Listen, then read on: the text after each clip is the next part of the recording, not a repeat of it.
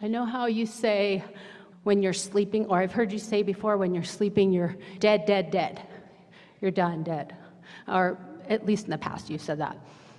I'm wondering what happens to Esther when you channel through her. Is it like she's sleeping, or what happens to her consciousness?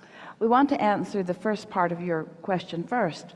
When you are sleeping, you withdraw your attention from this time-space reality. You continue to exist here, of course. You've not removed yourself, you've not made your transition, but your thoughts are not active, and therefore your point of attraction is not active in the way that it is when you are awake, which means that the momentum of your thoughts subsides substantially. And when that happens, just like in meditation, your vibration is then allowed to raise. As your vibration raises while you are asleep, there is a blending with who you really are.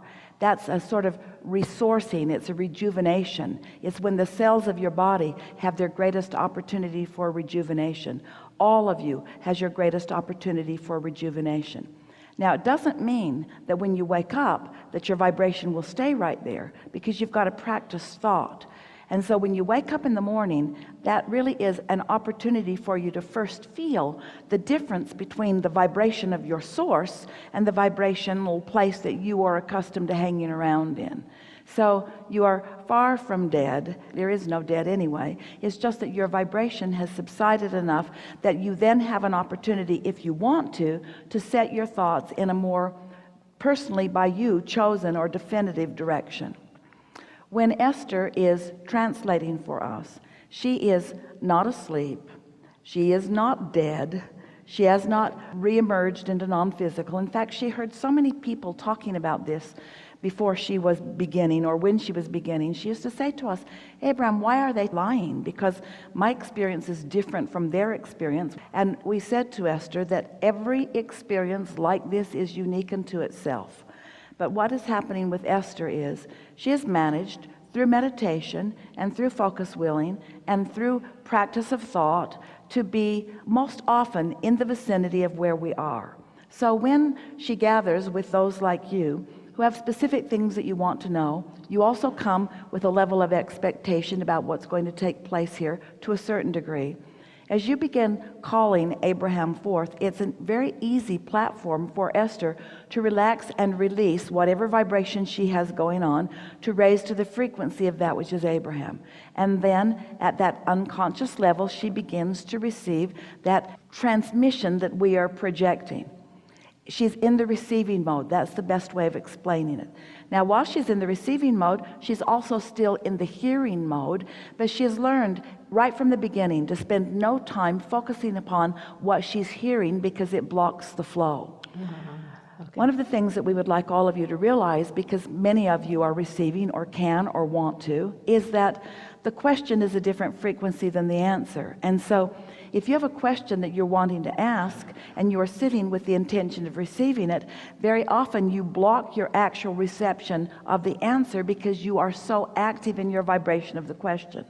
And so that's the advantage that Esther has in a situation like this, where she comes not asking anything of her own. What she says to us as she stands in readiness for us is, I am willing to receive clearly your message. I want to be an accurate translator of whatever it is that you are meaning for them to hear.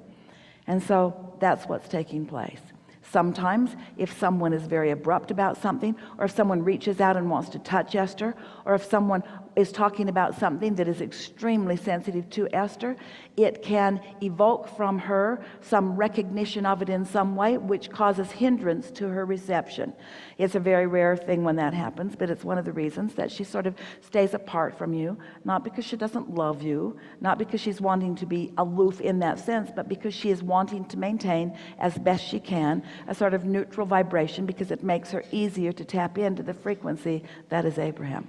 Esther does not walk around all day long in the vibration of Abraham, because she is not here to be only an expresser of Abraham. Esther has her own thoughts. She likes to be in the receiving mode. She likes to have questions of her own. She likes life to unfold for her. She doesn't want us answering all of her questions in the moment that they are asked, and she is not a puppet on the string. She is in this moment a vortex through which she is translating vibration from Abraham as you are requesting it. That's all. It's kind of like her job, huh? It's like her passion. Her passion, and she can have work-life play, I guess.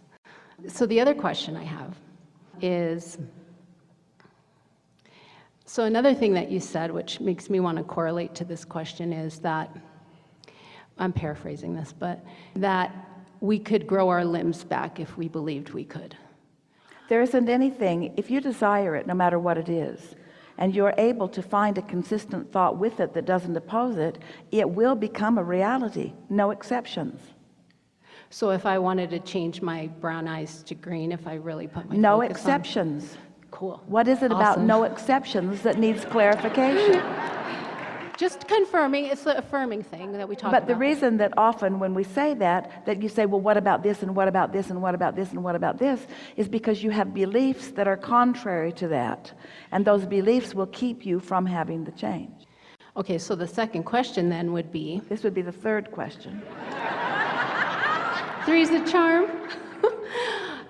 Can Esther translate Abraham's message into other languages? She could if she was fluent in other languages, which she is not. Okay. Your questions correlate in this way. One time in the early stages, they were in a living room in San Antonio with about 30 people. And someone sat in the questioning seat and began speaking to us in Spanish. Well, Esther doesn't understand Spanish, a few words that she is aware of, but very, very little. And as the woman spoke her question, we answered her in English because vibrationally we know. In other words, the vibration of the question is easy for us, but it was so unsettling to Esther that it sort of jolted her out of her receiving mode. Gotcha. Yeah. Yeah. Muchas gracias. I'm learning Spanish. That's why I asked, because my daughter's going to Panama to study abroad, so we're learning Spanish. And actually, I grew up hearing it all my life, but was never taught to speak it fluently. So now I'm getting all these memories of my childhood and messages. It's exactly the same way. You were born with this language of emotion. Yeah. You're born with this language of vibration. Because you have not practiced it, you forget that you know it, but it is your most natural language. Yeah, that's very cool. Muchas gracias. Yes. Mi amigos espíritu. Get out.